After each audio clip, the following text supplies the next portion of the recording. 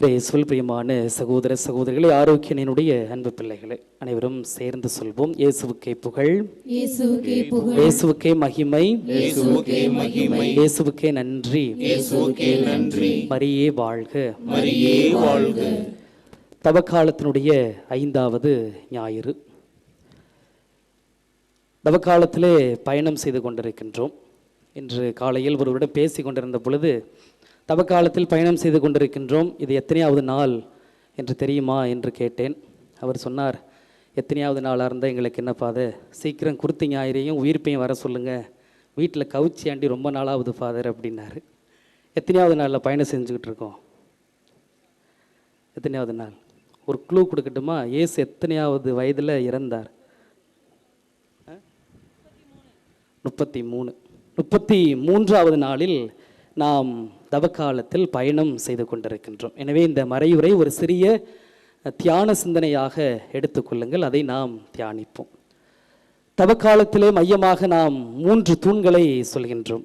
ஒன்று ஜெபம், மற்றொன்று தவம், நோன்பு. இந்த 3ம் தான் தவக்காலத்திலே ஒரு முக்கியமாக நம்முடைய ஆன்மீக வளர்ச்சிக்கு உதவி செய்கின்றது. ஏன் இவை முக்கியமானவையாக கருதப்படுகிறது? ஜெபம், தவம், நோன்பு ஏன் முக்கியமானவை என்றால், நம்மிடம் தேவையில்லாததை, நமக்கு தேவையே இல்லை, அதை கடவுளுக்கு ஒவ்வாததை, கடவுளுக்கு பிடிக்காததை கழித்து, நம்மிடையே இருக்கின்ற பழைய பாவ இயல்புகளையெல்லாம் கழித்துவிட்டு கடவுளோடும் சக மனிதனோடும் உறவு கொள்ள, அந்த உறவிலே எந்நாளும் வாழ நமக்கு இந்த 3 தூண்கள் உதவி செய்கின்றது. ஜெபம், தவம், நோன்பு. எனவே இந்த தவக்காலத்திலே பயணம் செய்து கொண்டிருக்கின்ற நாம் இந்த தவக்காலத்தை ஒரு துக்க காலமாக எடுத்துக்கொள்ளக்கூடாது. மாறாக இது அருளின் காலம், இரக்கத்தின் காலம், கடவுளிடத்திலே மிக நெருக்கமாக நெருங்கி வருகின்ற ஒரு காலமாக இருக்கின்றது. எனவே இது துக்க காலம் அல்ல, அருளின் காலம். எனவே பிரியமான சகோதர சகோதரிகளே, இந்த தவக்காலத்தை தொடங்கி அதில் நாம் பயணம் செய்து கொண்டிருக்கின்றோம். நினைத்து பாருங்கள், இந்த தவக்காலத்தில் எத்தனையோ விதமான பக்தி முயற்சிகளில் நாம் ஈடுபடுகின்றோம். உதாரணமாக தவக்காலத்தினுடைய தொடக்கம் திருநீற்று புதனாக இருந்தது. நம்முடைய நெற்றியில் சாம்பலை பூசுகின்றோம். ஏன்? எதற்கான அடையாளம்? இறைவனையும் சக மனிதனையும் மறந்து வாழ்கின்றோம், சுயநலத்தில் வாழ்கின்றோம். எனவே கடவுளை நினைக்க, சக மனிதனை நினைக்க, பொதுநலத்தோடு வாழ அந்த திருநீர் நமக்கு உதவி செய்கின்றது. எனவே திருநீற்று புதனோடு நாம் இந்த தவக்காலத்தை தொடங்கினோம், அடியெடுத்து வைத்தோம். அதோடு கூடவா நின்று விட்டோம்? நிறைய பக்தி முயற்சிகள் சொல்லிக்கொண்டே போகலாம். தவ முயற்சிகள், தவ உடை, நடைப்பயணம், திருப்பயணம், சிலுவை பாதை, திருப்பலி, ஜெபமாலை, சில நேரங்களில் உணவுகளை ஒதுக்கி வைப்பது, ஃபாஸ்டிங் என்று சொல்லி நிறைய தவ முயற்சிகளில் நாம் பயணம் செய்து கொண்டிருக்கின்றோம். இத்துணை தவ முயற்சிகளும் நமக்கு மாற்றத்தை தந்ததா அல்லது ஏமாற்றத்தை தந்ததா என்று நாம் ஒவ்வொருவரும் தனிப்பட்ட விதத்தில் சிந்தித்து கொள்ள வேண்டும். எனக்காக நீங்கள் சிந்திக்க முடியாது, உங்களுக்காக நான் சிந்திக்க முடியாது. இத்தனை தவ முயற்சிகளில், பக்தி முயற்சிகளில் நாம் ஈடுபட்டு கொண்டிருக்கின்றோம்.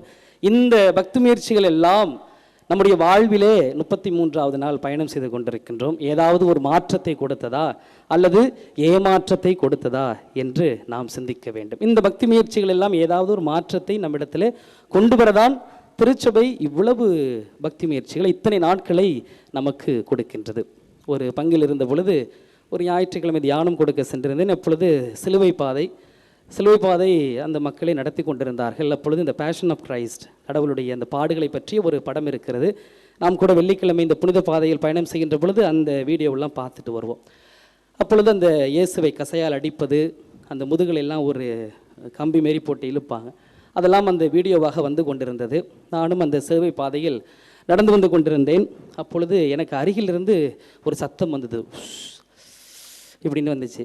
எனக்கு என்னன்னே தெரியல, ரொம்ப நேரமாக அந்த சவுண்டு வந்துக்கிட்டு இருந்துச்சு. நான் கூட நினச்சிக்கிட்டேன், ஏதோ காலில் முள்ளு குத்திரிச்சு போல் இருக்கு, அதனால தான் இந்த அம்மா உஷு உஷுன்னு சத்தம் போட்டுட்டு வருது அப்படின்னு நினச்சிக்கிட்டு பார்த்தா, அந்த சிலுவை பாதையில் பார்த்தீங்கன்னா இயேசு அடிக்கும் போதெல்லாம் இந்த அம்மா ஆண்டவரே, அடிக்கும் போதெல்லாம் இயேசுவே அப்படின்னு சொல்லிட்டு உஷு உஷுன்னு வந்துச்சு. அந்த அம்மாட்ட நான் பார்த்து கேட்டேன், கடவுள் நம்முடைய பரிதாபத்தை எதிர்பார்ப்பது கிடையாது. இந்த வெள்ளிக்கிழமை, ஆனால் பெரிய வெள்ளிக்கிழமை இல்லை எல்லா வெள்ளிக்கிழமையிலும் சிலுவை பாதையை தியானிக்கும் போது உருகி ரொம்ப கடவுளோடு நெருங்கி, நான் அந்த வெரோனிக்கா இடத்துல இருந்திருந்தேன்னா துண்டை நான் போர்வையை எடுத்துகிட்டு போய் ஆண்டவருக்கு தொடச்சிருப்பேன். நான் அந்த சீமோனுடைய இடத்துல இருந்தால் இன்னும் 10 பேரை கூட்டு போய் சிலுவை தூக்கிட்டு வந்திருப்பேன். அப்படியெல்லாம் ஆண்டவரே அதெல்லாம் அப்படி நினச்சிக்கிட்டு சிந்திக்கும் பொழுது நான் சொல்லுவேன், நம்ம கடவுள் பரிதாபத்தை எதிர்பார்க்கலாமா? நான் அடி வாங்குறேன், சிலுவை சுமந்து போகிறேன், முள்முடியை எடுத்துக்கிட்டு போகிறேன், காரி துப்புறாங்க, எட்டி மிதிக்கிறாங்க. பரிதாபத்தை நான் எதிர்பார்க்கவில்லை, மனமாற்றத்தை நான் எதிர்பார்க்கிறேன் என்றுதான் கடவுள் நம்மிடத்திலே கேட்கின்றார். பெரிய வெள்ளிக்கிழமை ஒரு வீட்டில் சண்டை. அந்த சண்டை கடைசியாக பங்கு சாமியார்ட்ட வருது, பஞ்சாயத்துக்கு வருது. என்னம்மா சண்டை? பார்த்து இன்றைக்கி பெரிய வெள்ளிக்கிழமை பாத எல்லாம் வாங்கிட்டு வந்துட்டார், இந்த அகத்திக்கீரை வாங்கிட்டு வரல பாத. அகத்திக்கீரை இல்லாமல் எப்படி நான் இன்றைக்கி பெரிய வெள்ளிக்கிழமை நோன்பை முடிக்கிறது? என்னென்னலாமா வாங்கிட்டு வந்தார்? வாழை இலை இருக்குது, சாம்பார் இருக்குது, புளிக்குழம்பு இருக்குது, 4 கூட்டு இருக்குது, பாயசம், அப்பளம், வடை எல்லாம் இருக்குது. இந்த அகத்திக்கீரை மட்டும் இல்லை அதை நோன்பு முடிகிறதுக்கு அப்படின்னு நினச்சிக்கிட்டு ஒரு பெரிய சண்டையாக வந்துச்சு.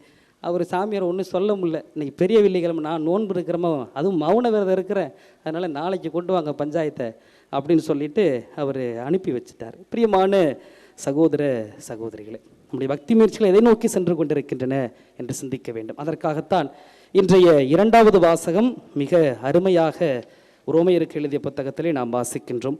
ஊனியல்புக்கு ஏற்ப வாழ்வோர் கடவுளுக்கு உகந்தவர்களாக இருக்க முடியாது, ஆனால் கடவுளின் ஆவி உங்களில் குடிகொண்டிருந்தால் நீங்கள் ஊனியல்பை கொண்டிராமல் ஆவிக்குரிய இயல்பை கொண்டிருப்பீர்கள்.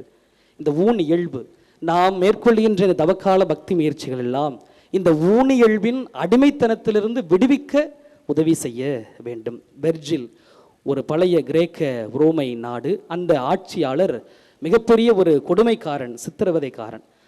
அவன் என்ன செய்வான் என்றால், அந்த நாட்டில் யாராவது தவறு செய்து விட்டால் ஒரு நூதனமான தண்டனை கொடுப்பானாம்.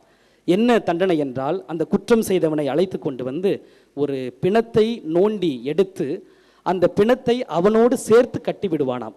இந்த உயிரோடு இருக்கின்ற மனிதனை அந்த நோண்டி எடுத்த பிணத்தை வைத்து முகத்தோடு முகம், கையோடு கை, காலோடு கால் வைத்து இப்படி ஒரு பெரிய கட்டு போட்டு கட்டி ஒரு அதில் பாதாளத்தில் தூக்கி கொண்டு போற்றுவானாம்.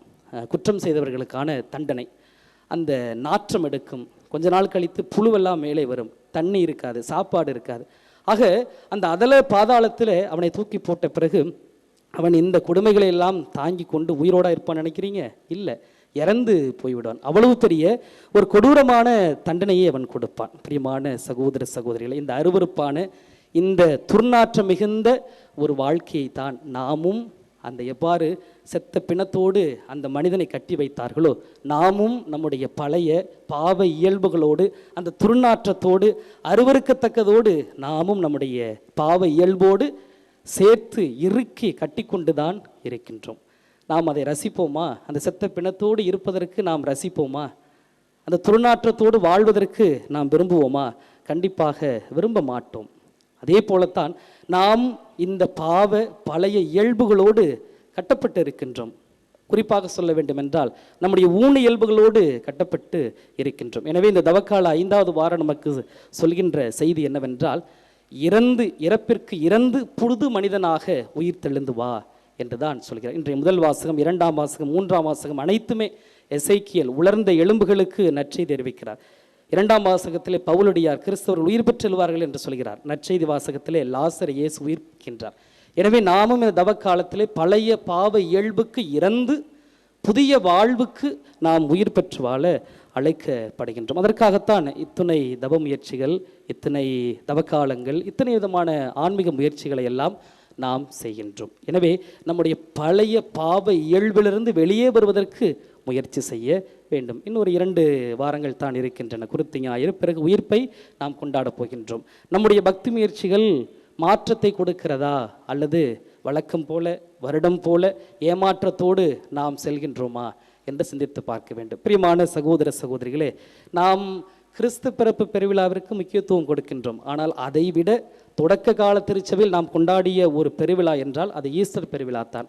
கிறிஸ்து பிறப்பு பெருவிழா என்றால் இட்ஸ் மோர் ஆஃப் செலிப்ரேஷன், கொண்டாட்டங்கள், அதோடு போய்விடும். ஆனால் சற்று அமர்ந்து சிந்தித்து பார்த்தீர்கள் என்றால் இந்த தவக்காலம்தான் அருமையான ஒரு காலம். ஏன் சொல்கிறேன் என்றால், கடவுளுக்கும் நமக்குமான உறவை, நமக்கும் சகோதரனுக்குமான உறவை, அல்லது நமக்குமான உறவை சிந்தித்து பார்க்க அழைக்கப்படுகின்றோம். என்னைக்காவது ஒரு நாள் உட்கார்ந்து ஹூ ஆம் ஐ, நான் யார் என்று நீங்கள் கேள்வி கேட்டிருக்கிறீர்களா? இல்லை, ஓடிக்கொண்டு தான் இருக்கிறோம். நான் யார், என்னுடைய பலம் என்ன, என்னுடைய பலவீனம் என்ன, என்று சொல்லி இந்த தவக்காலத்தில் நாம் அமர்ந்து சிந்தித்து பார்க்க தான் அழைக்கப்படுகிறோம். அதனால்தான் ஒவ்வொரு சிலுவை பாதையாக இருக்கலாம், திருப்பலியாக இருக்கலாம், கொடுக்கப்படுகின்ற வாசகங்களாக இருக்கலாம், சிந்தித்து பார்த்து புதிய வாழ்வு வாழ அழைக்க நாம் படுகின்றோம். எனவே புதிய வாழ்வு வாழ, புதிய மனிதனாக இருக்க வரவேண்டி தொடருமே திருப்பலியில் நாம் ஜெபிப்போம். ஆமென்.